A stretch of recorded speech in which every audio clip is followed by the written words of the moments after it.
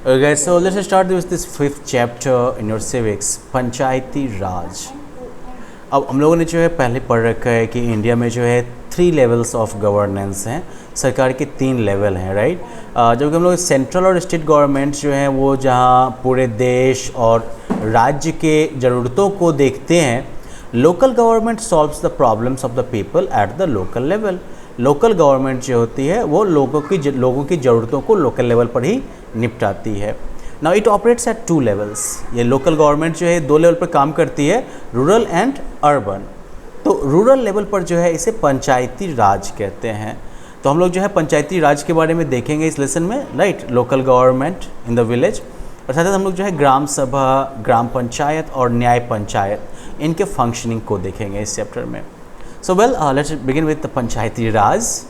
Panchayati raj is a 3-tier system of governance. Panchayati raj जो है ये 3-tier या 3 लेवल सिस्टम ऑफ गवर्नेंस है।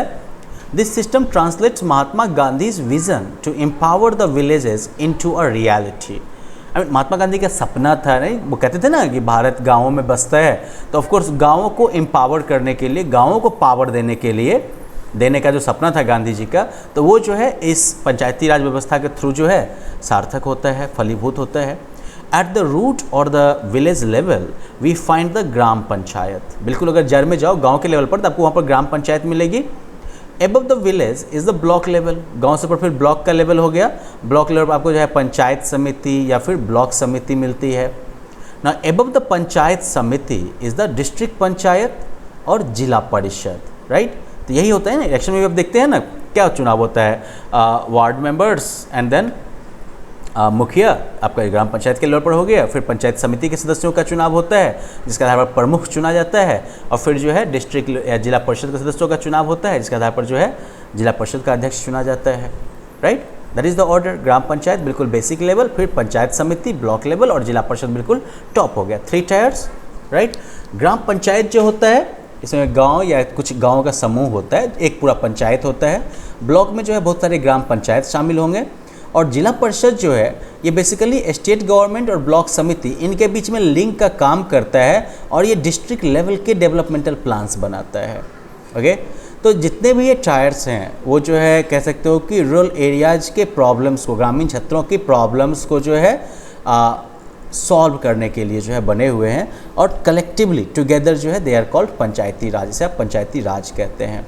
पंचायत का लिटरली मतलब ही होता है असेंबली ऑफ 5 की असेंबली, ठीक है, जिसमें कि वाइज और रेस्पेक्टिव एल्डर्स होंगे, गांव के समाज द्वारा चुने हुए लोग। पहले टाइम में पंचायत होती थी ना। तो खैर पंचायत की जब हम बात करें विलेज लेवल पर, तो जो बड़े गांव होते हैं इंडिया में, तो उसमें ग्राम सभा, ग्राम पंचायत और न्याय पंचायत होगी। तो अभी जो है हम हर एक के फंक्शन को देखते हैं। ग्राम सभा, तो ग्राम सभा का लिटरल मतलब हो गया a meeting of the village, गांव की मीटिंग। तो जितने भी महिला और पुरुष होते हैं गांव के, जो कि 19 साल या उससे ऊपर हैं और जिनको वोट डालने का अधिकार है, वो सभी ग्राम सभा के सदस्य हैं, वो ग्राम सभा के मेंबर हैं।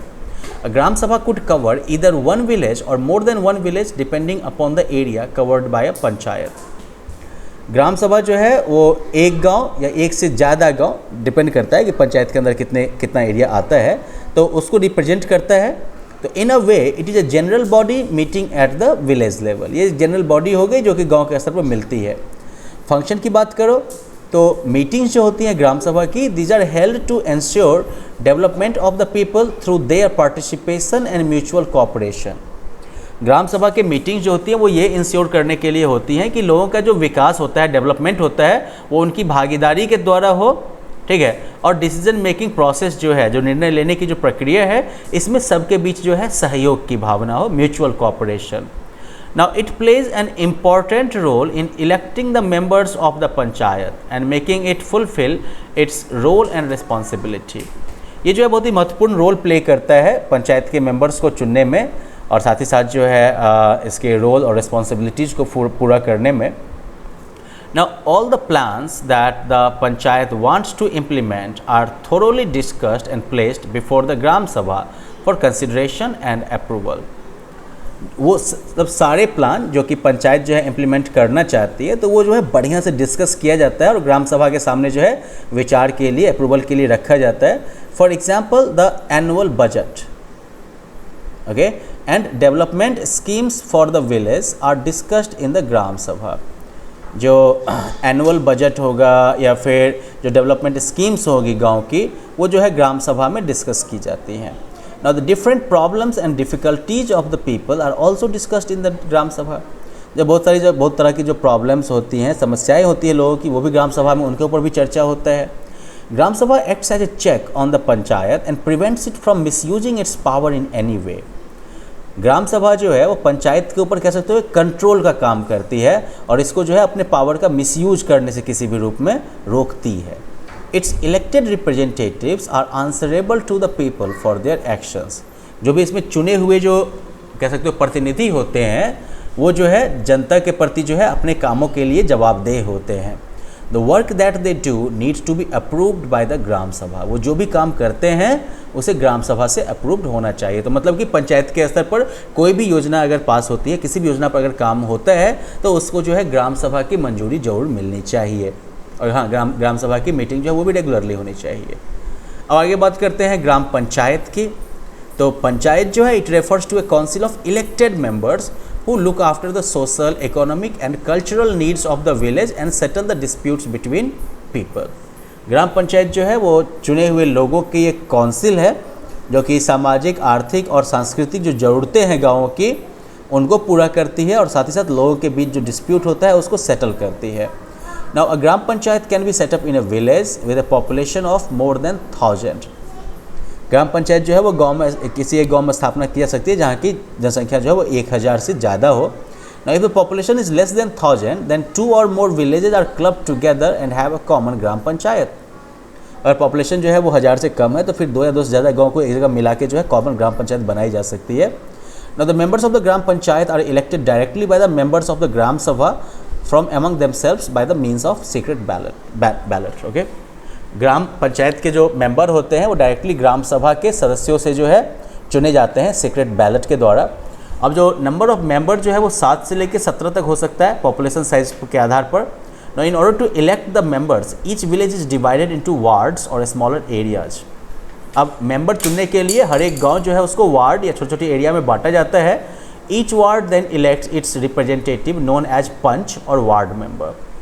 हर एक वार्ड जो है वो अपना अपना प्रतिनिधि चुनता है, जैसे कि पंच या वार्ड मेंबर कहिएगा। Actually small correction in Bihar's context here कि यहाँ पर पंच का चुनाव अलग होता है और वार्ड मेंबर का चुनाव जो है वो अलग होता है। ठीक है, पंच जो है वो अलग हो गया पोस्ट आपका। अब ग्राम सभा जो है उसके बाद प्रेसिडेंट को चुनेगी या हेड ऑफ पंचायत होगी सरपंच आप कहिएगा। ओके, हमारे यहाँ पंचों का प्रमुख जो होगा वो सरपंच होगा जो कि पंचों के वोट से चुना जाएगा। दूसरी तरफ मुखिया का जो है डायरेक्ट इलेक्शन होता है और वार्ड मेंबर्स जो होते हैं वो मुखिया के नीचे काम करते हैं फिर, या मुखिया के साथ काम करते हैं। अब सरपंच जो है वो मान लो कि जो ग्राम पंचायत के इलेक्टेड मेंबर्स हैं उनके द्वारा चुने जाते हैं, ठीक है ना, और वो जो है ग्राम पंचायत के कामों के ऊपर प्रिसाइड करते हैं, इसके काम को सुपरवाइज करते हैं। शी और ही इम्प्लीमेंट्स द डेवलपमेंट वर्क, वो जो है डेवलपमेंट के वर्क को भी इम्प्लीमेंट करते हैं। डिप्टी सरपंच जो है वो भी इलेक्टेड होता है जो कि सरपंच को जो है उसके काम में मदद करता है। So well that was about this guys. और इसके बाद जो है फिर कह सकते हैं कि इनके रोल से रिस्पॉन्सिबिलिटीज़ की बारी आएगी ग्राम पंचायत की।